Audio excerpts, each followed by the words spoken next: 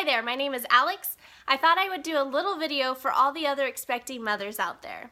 We have a little boy, Justin, and another little one on the way. I loved hearing Justin's heartbeat at the OB's office, but it was very infrequent, only about 3 to 4 times. When we found out we were pregnant again, I started looking for our own Doppler. I was able to do a little bit of research on fetal Dopplers and came across the peanut Doppler. I read everyone's reviews and the prices were comparable, but not all of the other companies were in North America. The peanut Doppler has a wave as well as a digital readout. It came with the gel and the North American company, so I decided to give it a try. It was also one of the only ones that was FDA approved, which is very important.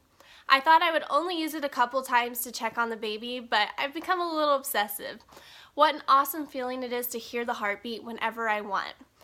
Anyone thinking about using a fetal Doppler, I highly recommend this company. Quality product and the shipping was fast.